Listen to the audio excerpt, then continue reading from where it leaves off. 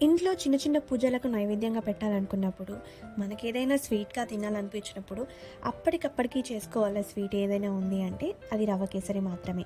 రవ్వ కేసరి అందరికీ తెలిసిందే, కానీ ఒక్కసారి ఈ విధంగా ట్రై చేయండి. చాలా బావుంటుంది. ముందుగా స్టవ్ మీద ఒక పాన్ పెట్టి, అందులో 2 టేబుల్ స్పూన్ల నెయ్యి యాడ్ చేసుకోండి. మీరు ఏదైతే డ్రై ఫ్రూట్స్ అందులో యాడ్ చేయాలనుకుంటున్నారో, వాటినన్నిటిని కూడా ముందుగా వేయించి పెట్టుకోండి. నేను ఇక్కడ బాదాం, జీడిపప్పు, కిస్మిస్ అయితే నెయ్యిలో మంచిగా వేయించి పక్కకు తీసుకొని పెట్టుకున్నాను.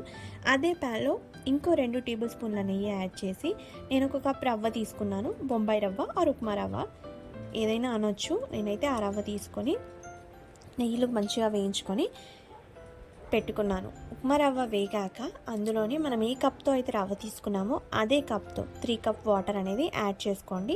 రవ్వ అంతా కూడా నీళ్ళలో ఉడికే విధంగా మంచిగా కలబెడుతూ ఉండండి. ఉండలు కట్టకుండా చూసుకోండి. సిమ్‌లో పెట్టి రవ్వంతా ఆ నీళ్ళన్నీ దగ్గరకొచ్చే వరకు మంచిగా కలుపుతూ ఉండండి.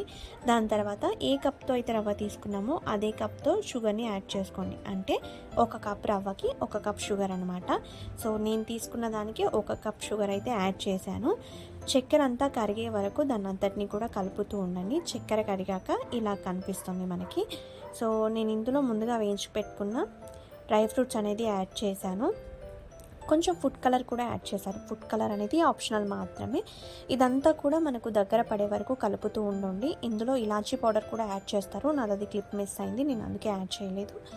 సో ఇలాచీ పౌడర్ వేశాను. ఇదంతా కూడా ఒక 2 మినిట్స్ కలపండి. దాని తర్వాత ఒక టేబుల్ స్పూన్ నెయ్యి అనేది యాడ్ చేశాను నేను మళ్ళీ లాస్ట్‌లో. నెయ్యి కరిగే వరకు మళ్ళీ ఒక 2 నిమిషాలు కలిపాను. దగ్గర పడ్డాక స్టవ్ ఆఫ్ చేసి సర్వ్ చేసుకొని టేస్ట్ చేయండి. నాకైతే లాస్ట్‌లో ఇలాగొచ్చింది స్ట్రక్చర్ అయితే. టేస్ట్ అయితే చాలా బాగుంది. అప్పటికప్పుడు చేసుకునే స్వీట్ నిజంగా. వీడియో నచ్చినట్టయితే తప్పకుండా లైక్ చేయండి.